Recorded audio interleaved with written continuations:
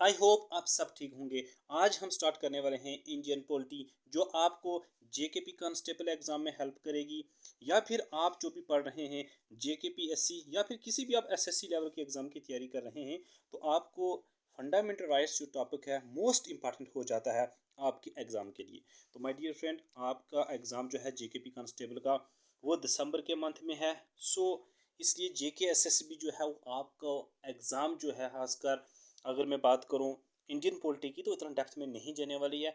जैसे मैं पढ़ूंगा, अगर आप इतना ही याद करके चले जाएं एग्ज़ाम में, तो 100% मैं ये कह सकता हूं आपको इसी तरह के क्वेश्चन जो हैं जेके एसएसबी के एग्ज़ाम जेकेपी कांस्टेबल के अंदर देखने को मिल सकते हैं। तो चलिए करते हैं हम अपना लेक्चर स्टार्ट। तो आज हम डिस्कस करने वाले हैं fundamental rights. My dear student, सबसे पहले पता होना चाहिए कि फंडामेंटल राइट्स होते क्या हैं। तो देखो, फंडामेंटल राइट्स किस पार्ट के अंदर मेंशन है।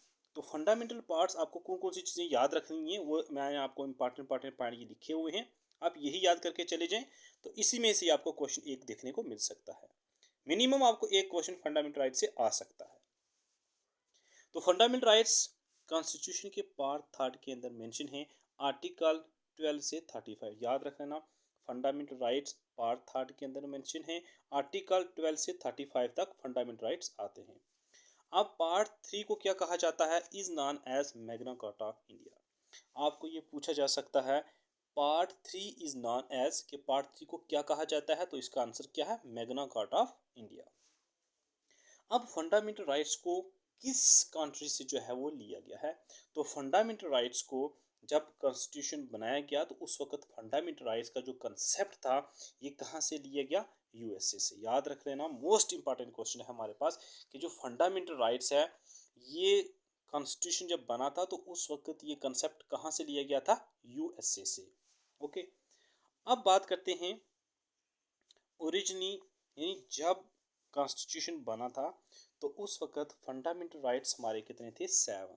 मोस्ट इंपॉर्टेंट क्वेश्चन में आपको आ सकता है कि ओरिजिनली फंडामेंटल राइट्स वर, तो फंडामेंटल राइट्स कितने थे आपके, 7 थे। वो कौन कौन से थे, मैं आपको बताता चलूँ।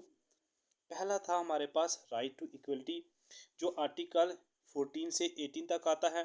Most important, right to equality कितने आर्टिकल तक के आता है, आर्टिकल 14 से लेकर 18 तक। सेकंड आता है right to freedom, right to freedom आ रहा है 19 से 22। थर्ड की अगर बात करें तो right against exploitation 23 to 24। Right to freedom of religions 25 to 28। और वहीं अगर बात करें फिफ्थ की, तो वो है हमारे पास cultural and educational rights, article 29 to 30। Six है हमारे पास राइट टू प्रॉपर्टी, जो आर्टिकल 31 के अंदर आता है। और लास्ट वाला जो हमारे पास 7 है वो है हमारे पास राइट टू कॉन्स्टिट्यूशनल रेमेडीज, जो 32 के अंदर आता है। ये याद रख लेना, मोस्ट इंपॉर्टेंट है कि ओरिजिनली जब कॉन्स्टिट्यूशन को अडॉप्ट किया गया था तो उस वक्त टोटल फंडामेंटल राइट्स कितने थे, तो आपको कहना है कि टोटल फंडामेंटल राइट्स कितने थे, 7 थे। मैं अब आपको आगे बताऊंगा कि आपको याद कैसे रखना है। आप देखते हैं जैसे है राइट टू इक्वलिटी, आपको इसको याद कैसे रखना है कि राइट टू इक्वलिटी कितने तक आता है, आर्टिकल 14 से 18। राइट टू फ्रीडम कहाँ से कहाँ आता है, 90 टू 22। तो इसी तरह से आपको ये याद करने होंगे। तो उसके बाद लेकिन क्या होता है कि 14th कॉन्स्टिट्यूशन अमेंडमेंट एक्ट 1978, यानी 44 कॉन्स्टिट्यूशन अमेंडमेंट एक्ट 1978 के तहत जो राइट टू प्रॉपर्टी था वो डिलीट कर दिया गया। याद रख लेना, पहले क्या था कि राइट टू प्रॉपर्टी एक फंडामेंटल राइट था, इसको डिलीट किया गया 44th कॉन्स्टिट्यूशन अमेंडमेंट एक्ट 1978 के द्वारा। और उस वक्त गवर्नमेंट किसकी थी, मोरारजी देसाई की गवर्नमेंट थी। याद रख लेना, मोस्ट इंपॉर्टेंट ये है कि राइट टू प्रॉपर्टी को किस एक्ट के द्वारा डिलीट किया गया। तो राइट टू प्रॉपर्टी को डिलीट किया गया 44th of constitution amendment act 98। उस वक्त गवर्नमेंट किसकी थी, मोरारजी देसाई की। उसके बाद जब इसको डिलीट किया गया तो इसको कहाँ रखा गया, तो उसको लीगल राइट बनाया गया, आर्टिकल 300A। याद रखना, most important, article 300A in part 12 of the constitution, यानी राइट टू प्रॉपर्टी जो एक फंडामेंटल राइट था उसको डिलीट किया गया 44th कॉन्स्टिट्यूशन अमेंडमेंट एक्ट 1978। और उसको किसके अंदर डाला गया, article 300A in part 12 of the constitution के अंदर इसको रखा गया। अब इसके कुछ फीचर्स के बारे में हम डिस्कस करते हैं कि इसके फीचर्स क्या हैं। तो माय डियर स्टूडेंट्स, इसके फीचर्स के बारे में अगर बात करें तो मोस्ट इंपॉर्टेंट पॉइंट याद रख लेना, आर्टिकल 15, 16, 19, 29 एंड 30 ये ऐसे आर्टिकल हैं जो सिर्फ और सिर्फ इंडियन सिटीजन्स के लिए ही अवेलेबल हैं, बाकी किसी के लिए अवेलेबल नहीं है। बाकी जो भी हमारे पास आर्टिकल बच रहे हैं, आर्टिकल 14 हो गया, आर्टिकल 17, 18, 21, 2, 3, 4, जितने भी जो आर्टिकल हमारे पास पीछे बच रहे हैं वो इंडियन सिटीजन्स के लिए भी हैं और फॉरेन के लिए भी हैं। जो याद रख लेना मोस्ट इंपॉर्टेंट कौन कौन से आर्टिकल हैं जो सिर्फ और सिर्फ इंडियन सिटीजन्स के लिए हैं, वो मैंने आपको बता दिए हैं। नेक्स्ट पॉइंट क्या कहता है कि they are not absolute but qualified, यानी ये क्या कहता है कि ये पूरी तरीके से सिर्फ और सिर्फ फंडामेंटल राइट्स जो हैं वो सिटीजन्स के लिए तो हैं, लेकिन ये नहीं है कि इनके ऊपर कुछ रिस्ट्रिक्शन नहीं है, नहीं, इनके ऊपर रिस्ट्रिक्शन भी है, इसलिए ये पूरी तरीके से एब्सोल्यूट नहीं है, सिर्फ और सिर्फ ये क्या है, क्वालिफाइड है। नेक्स्ट कहता है कि दे आर जस्टिसेबल, यानी याद रख लेना ये कहता है कि अगर कोई भी फंडामेंटल राइट्स हमारा वायलेट होता है तो इसको हम कोर्ट के अंदर चैलेंज कर सकते हैं। अगर हम किसी का राइट टू इक्वलिटी अगर वायलेट हो रहा है तो एक कोई भी जो है वो कोर्ट के अंदर जा सकता है और इसको चैलेंज कर सकता है, तो इसलिए कहते हैं ये दे आर जस्टिसेबल। नेक्स्ट कहता है कि दे आर नॉट परमानेंट, याद रख लेना कि ये परमानेंट नहीं है। परमानेंट मीन्स यानी ये नहीं है कि ये सीधा परमानेंट रहेंगे कि इसको हम चेंज भी कर सकते हैं, याद रख लेना हमेशा ये परमानेंट नहीं रह सकते। नेक्स्ट कहता है कि जब नेशनल इमरजेंसी लगेगी तो उस दौरान सभी आर्टिकल जो हैं वो सस्पेंड हो जाते हैं, but article 20 and 21 can not be suspended during national emergency. Most important कि ऐसे कौन से आर्टिकल हैं जो नेशनल इमरजेंसी के दौरान सस्पेंड नहीं होते हैं, वो है आर्टिकल 20 एंड आर्टिकल 21। ये इमरजेंसी के दौरान भी आपको सस्पेंड नहीं देखने को मिलेंगे। नेक्स्ट करते हैं हम, अब मैंने आपको डिस्कस किया था कि फंडामेंटल राइट्स क्या होते हैं, फंडामेंटल राइट्स कितने होते हैं, ओरिजिनली कितने थे, उसके बाद कितने आए, कौन सा आर्टिकल किस अमेंडमेंट के द्वारा वो डिलीट कर दिया गया, वो चीज़ें हमने पढ़ी। अब हम पढ़ने जा रहे हैं किस तरह से आपको क्वेश्चन JKSSB के अंदर मिल सकते हैं, उसी हिसाब से भी हम पढ़ने जा रहे हैं। तो माय डियर स्टूडेंट, एक चीज़ याद रखना है, जो भी मैं आपको पढ़ा रहा हूँ अगर यही आप याद करके जाए, मैं गारंटी देता हूँ 100% आपको ये गारंटी देता हूँ आपको इसी में से ही क्वेश्चन देखने को मिलेंगे, इससे बाहर कहीं भी JKSSB नहीं जाने वाला। तो आर्टिकल 12 क्या कहता है कि डेफिनेशन ऑफ स्टेट, याद रखना जहाँ भी स्टेट के बारे में बात आ जाए इट मीन्स दैट वो किसके बारे में बात कर रहा है, आर्टिकल 12, यानी उसके अंदर गवर्नमेंट के इंस्टीट्यूशन और प्राइवेट इंस्टीट्यूशन के बारे में बात की जा रही है। अगर किसी भी गवर्नमेंट इंस्टीट्यूशन या प्राइवेट इंस्टीट्यूशन के बारे में बात की जा रही है तो वो आर्टिकल 12 होगा।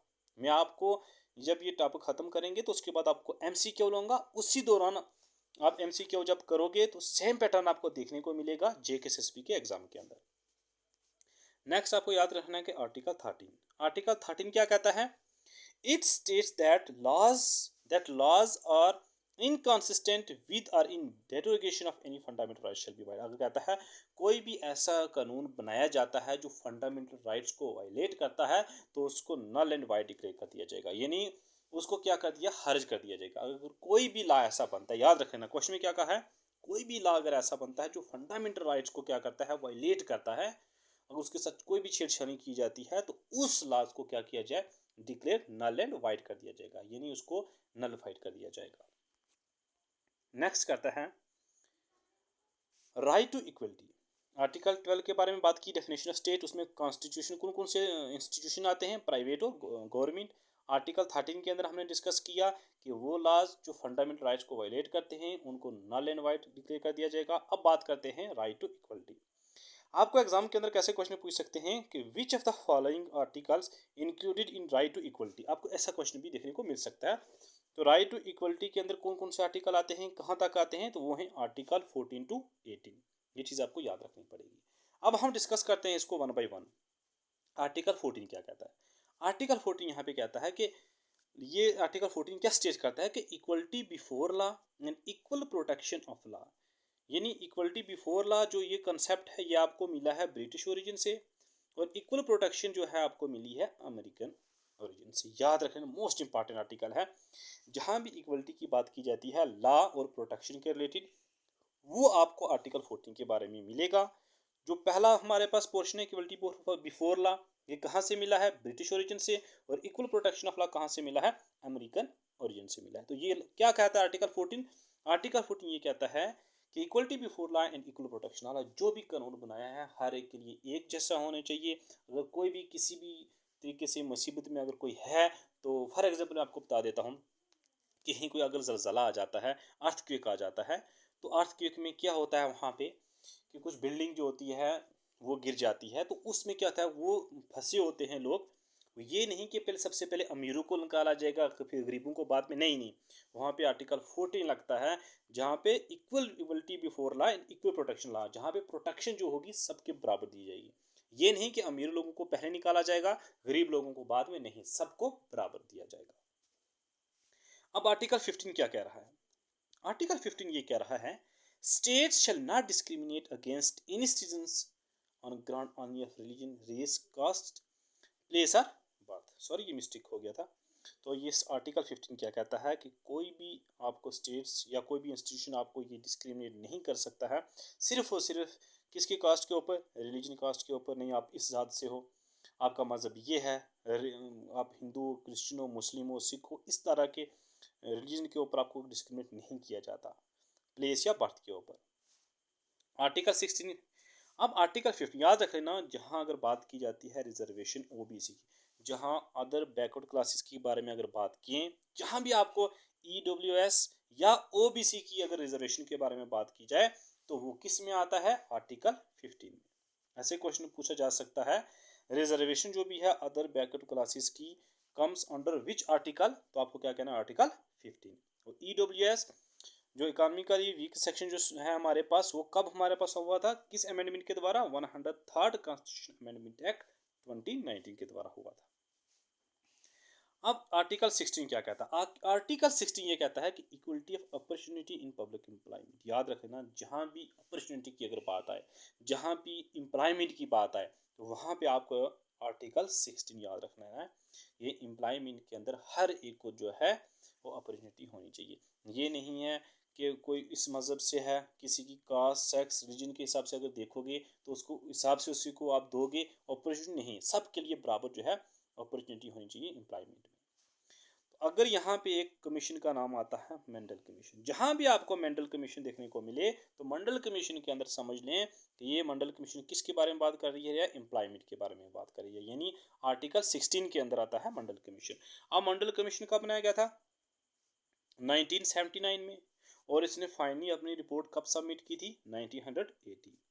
अब इसी में इसमें क्या कहा था कि आर्टिकल 340 क्या कहता है? मोस्ट इंपॉर्टेंट, आर्टिकल 340 ये इन्वेस्टिगेट करता है कि सोशली और एजुकेशनली बैकवर्ड क्लासेस के बारे में बात करता है कि कितने वो सोशली और एजुकेशनली बैकवर्ड हैं, कितने पिछड़े हुए हैं।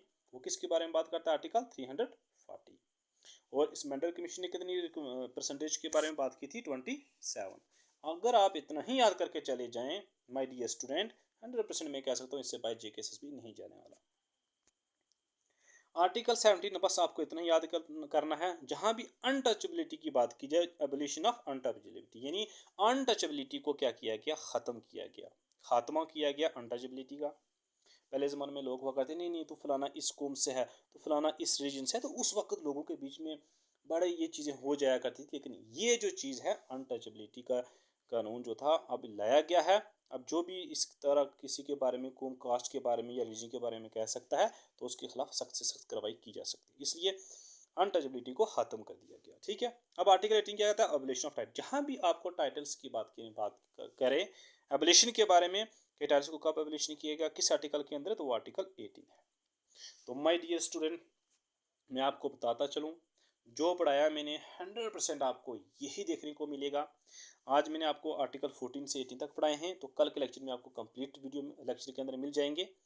तो नेक्स्ट उस वीडियो के अंदर आपको MCQ देखने को मिलेंगे। अगर आप यही पढ़ के जाएं, मैं कह सकता हूं कि 100%, 90% के बारे में भी नहीं कह रहा हूं, या 99, 100% आपको क्वेश्चन यहाँ से आएंगे। अब बचा हमारे पास जियोग्राफी हो गया, मैथमेटिक्स हो गया, रीजनिंग होगी, कंप्यूटर सेक्शन हो गया आपका, टेलीकम्युनिकेशन जो होंगे, फोटोग्राफी, तो सब वीडियो आपको देखने को मिल जाएंगी। एक्चुअली मैं बिजी था क्योंकि ऑफलाइन बैचेस भी मुझे पढ़ाने पड़ते हैं, उसकी वजह से मुझे टाइम नहीं मिला। सो माय डियर स्टूडेंट, आप मेहनत करें, जो मैं पढ़ा रहा हूँ अगर वही आप तैयारी करके चले जाएं, 100% आपका सिलेक्शन इस बार एग्जाम के अंदर होने वाला है। सो तब तक मेरे चैनल को सब्सक्राइब, लाइक और शेयर माय डियर स्टूडेंट ज़रूर करें।